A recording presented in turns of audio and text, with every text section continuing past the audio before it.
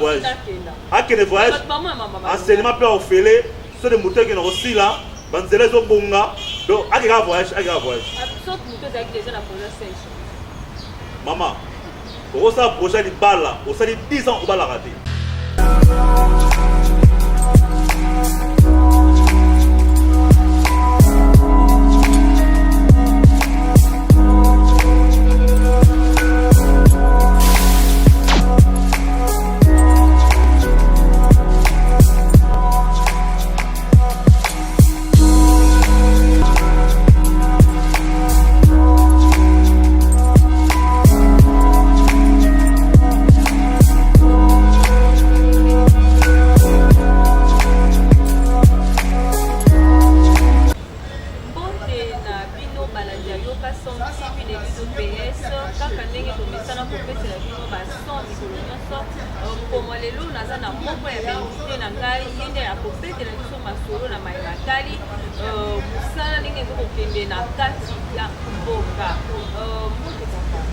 Mbote maman Fatou.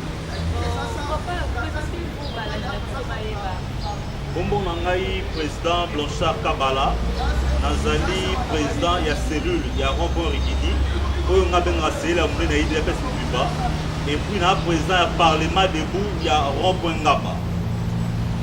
Papa Blanchard, ma solution de combien de lelo, déjà concerné 1 milliard au Banque centrale a payé au président de la République à l'objet de ça pour soutenir l'activité.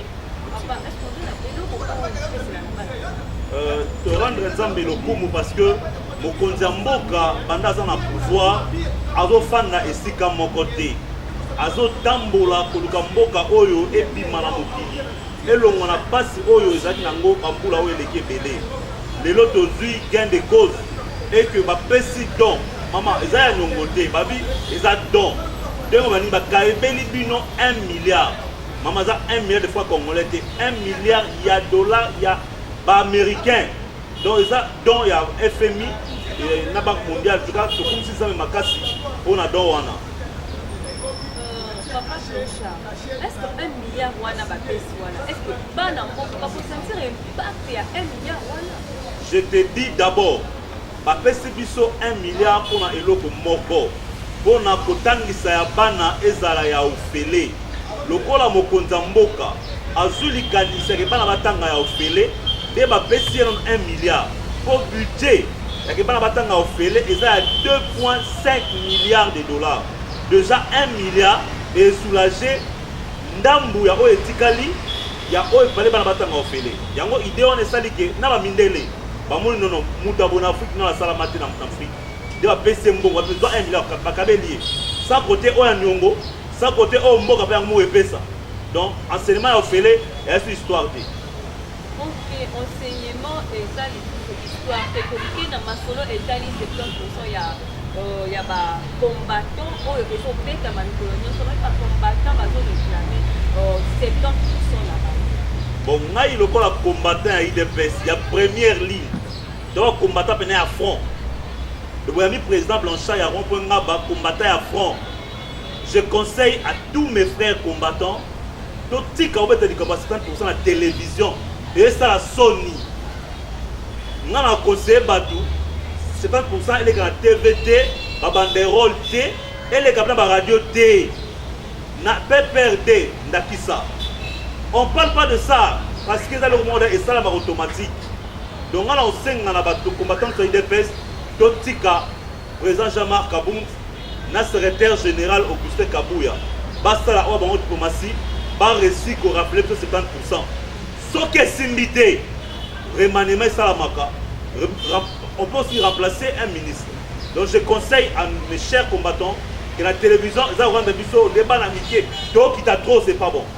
merci mais pour l'animal de la télévision va le dire bon d'abord on dit quoi le linge sale c'est là où alors ça c'est des faits de ma salité si on se rend compte banda et ça né oh bisa na mukadi bana da munyango mais papa Blanchard ça pourquoi les adroits na biso mais le linge sale ça c'est là où en famille même ngai si j'ai un problème na Delphin qui est mon frère nakobeta ntango ali na nzela te te nakoya na pas de le faire mon frère pesanga mbongo na nga oyo ozwaki eya bongo te journaliste. Alors pourquoi pour na biso 50% wa IDPS c'est notre droit les 70%? Pourquoi totiango ntango soki bakoyi kopesa on prend les responsabilités, c'est tout. Donc moi je trouve que je conseille à mes chers combattants, à mes chers présidents au bazar na capacité à diriger Batou donc mes capés pour tranquilliser ma camboyo tout que le président Jean-Marc Kaboun na secrétaire général de Kabouya pas ça la subie nango qu'il fait ou pas nous aurons les 70% sans problème. Papa Blanchard na masolo toujours mon nom qui na ho état de gratuité parce que oui l'enseignement école catholique balingi koyo solo wana te ezalaki école catholique même ba changer maman comme catholique privé on ba boyi na bango masolo ya gratuité école catholique ba boyi yango bon ezali kamwa shida oyebi soko za entreprise osalaki otie komba l'état pour na aucune taxe mususu mais na sima nango ozwaka mbongo ebele ya bénéfice ba privé yango mama yebaka eloko moko Vatican oyo ya Rome batira kosunga ba église catholique ba église te ezwaka basango na charge donc babiki enseignement eza ofele promoteur curé ya paroisse mitema ebebi bango parce que mbongo ozwa eza te yango esali ke mitema ebebi bango baote na enseignement gratuit mais yebaka eloko moko bacatholique baza mokie baparent baza ebele on a 40 millions de parents ofuta bana classe batanga juste osala marche ke l'église catholique tobima na kati c'est si ekofi. Alors moi je pense que ba curé ba promoteur de l'église école catholique ba zonga un peu na bomoto va permettre l'enseignement à offelé et ça la sans problème. C'est ce que nous voulons. Professeur baza crevé bana baza laisser na salle de classe bana baza lobela bana mabe bana baza déranger bakomi kobengana bana baza déçu et comme ceux qui parents qui kotika moi en école bakoma bisa ba parents place ekoki et place ici donc pour rejoindre tout bana te balinya ngote tu peux t'amasser bien doit na 30 774 écoles au bazali prise en charge par l'État congolais. Bon, l'école au Basali Gavin, ça combien? À tabi numéro, dans terme simple, il y a démocratie. Comment tu connais ça en 4? Alors comment on va faire publicité à Gaboui? S'il vous plaît. On a 30 774 écoles pour avoir à offrir. Ces 4 écoles, il y a un problème, 5. Il aura des solutions à donner. Ça, ce n'est pas un problème.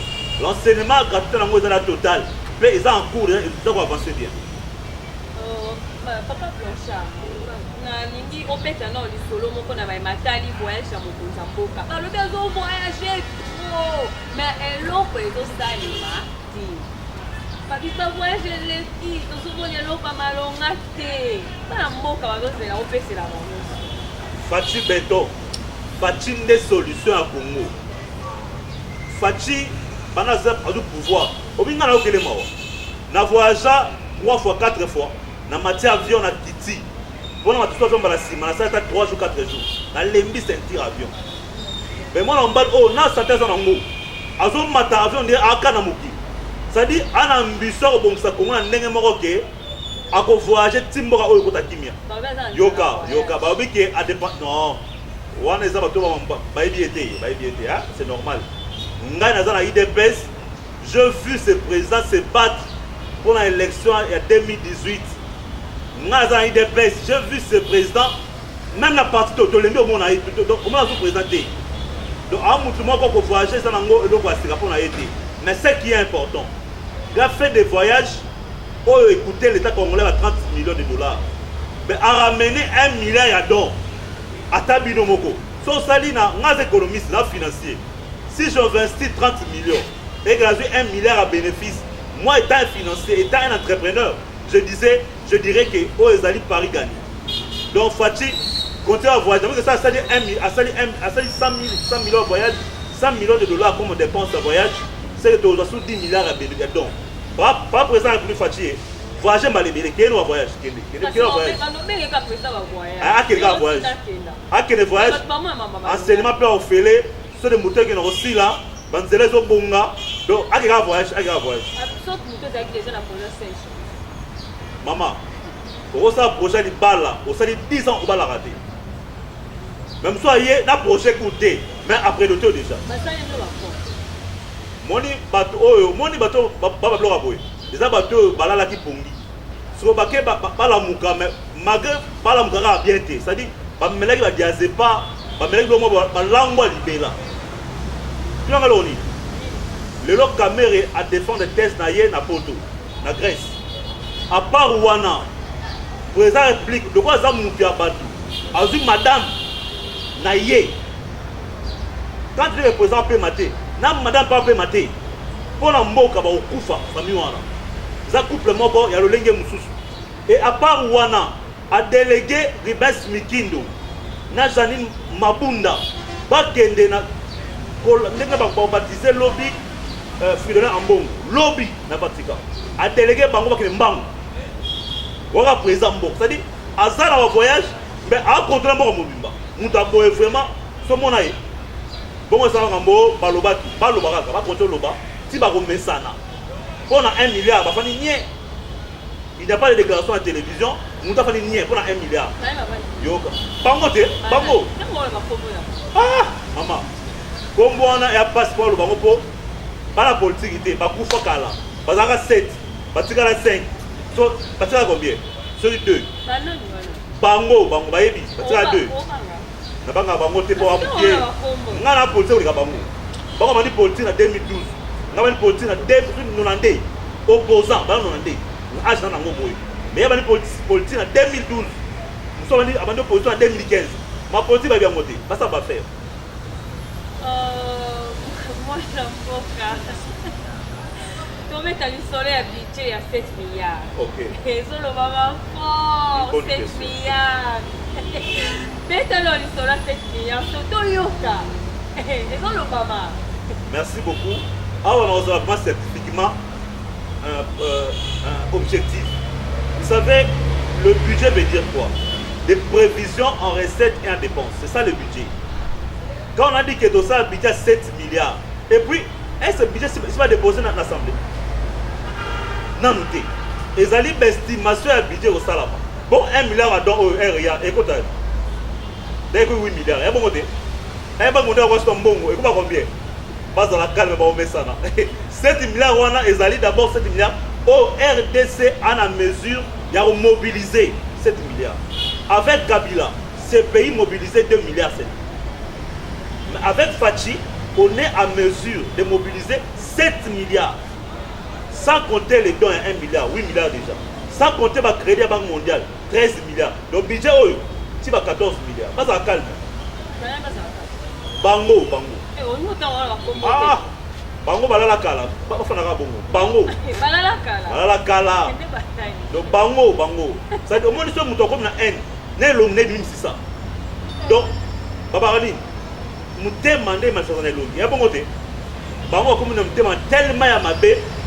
Na misise komi na nzete ambila et me na kata ni weza pembeni ya risque papa Blanchard nous sommes ko pende na sai nous na moko na ngina tuna yo Martin Fayulu le Martin Fayulu aza président yo mo ko bi lo bagaza président élu nous sommes que Martin Fayulu aza président élu yo ko yebi awo aza président élu ya la donc président élu ya République démocratique. Oui, ah, député Moroboy à Lukunga, comme on a Eliezer Tambo, le mieux c'est là Lukunga. À peine qui député Moussous, 9000 voix. Sur la Temeke la Sénie, 9000 voix Benguier. Un président élu, bah oui, député là 9000 voix. Bah aventure aussi la Trambogo. Mais il a bon, les aboyés, ils ont élu, la diable. Nous avons élu un échec, nous avons élu une malédiction, nous avons élu une rebelle. Le président élu de la RDC, au cours constitutionnel Yebi, comme on a eu Félix Antoine Tshisekedi Tshilombo. Le reste sont des candidats malheureux. Attendons-nous la 2180, sans avoir évité. Donc 2180. Pour la 2028, Delphin Ochette Baya. Sur la 2000 combien d'habitants? Il y a 2000 Ce 180 habités en Ndé, donc Azara calme. Donc Néza la vie arrive à que le moment où vous n'êtes pas qui a monté. Montant la partie politique, il y a 40 personnes. Le monde gérer mon 40 millions. Bah on met ça. Donc Félix Sekedi il est élu et puis partout il passe, il fait preuve d'un monsieur rationnel. Il fait des discours, il fait parler partout au monde. Dans le Cameroun, oh, on vous donne Paul Biya, on vous donne l'Assemblée nationale, on vous donne le Sénat. Vous donnez seulement une seule personne, votre président de la République. Donc, ça va faire le pot à Dijembo, comme ça, Fatih Béton à Congo. Donc, pour finir l'émission, Nazali très content. Il y a Site Oyo, Yokasson, avec notre initiateur qui est mon frère. En tout cas, c'est vraiment un frère pour moi. C'est un bon monsieur que j'aime beaucoup. Et puis, à part ça, ils allaient me bosser à l'Ekawa. Je vois un balasumate, balasukate, c'est-à-dire dire. Si l'initiateur pense m'inviter, prochaine fois, j'aime la politique, je le fais depuis l'école primaire jusqu'à aujourd'hui. Dans la Mouka, dans le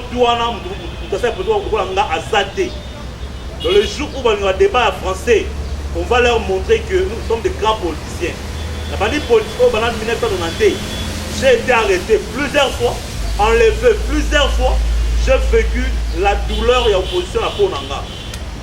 Alors, nous avons dit politique en 2011, en 2006, quand on a l'élection, nous avons été morts. Alors, nous avons dit mais opposition de politique, ils ont demandé par PMBT. Ils ont durabilité à Moutou, dans la lutte moroboui.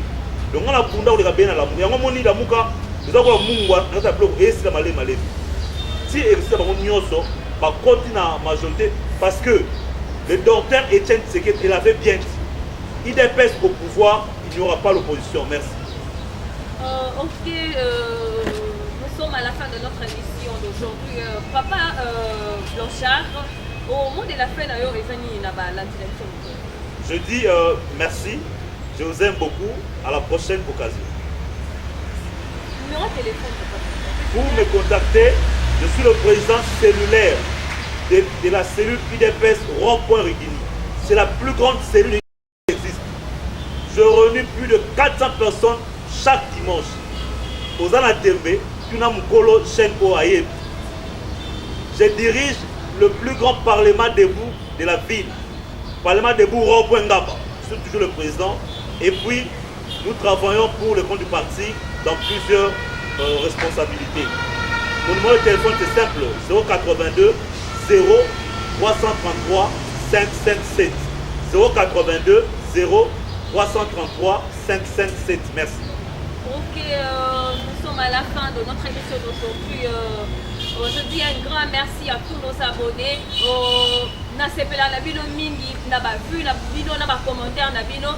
Je salue mon président Delphé Katende. Je salue tous les abonnés de Yokasson TV de l'UDPS. Je salue tous les diasporas. Na Pessimbote, na Belgique, Dubaï, Chine, Afrique du Sud.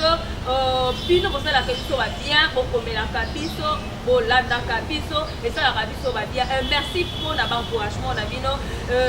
Tokokutana mbala ya sima. Bye bye. Bye.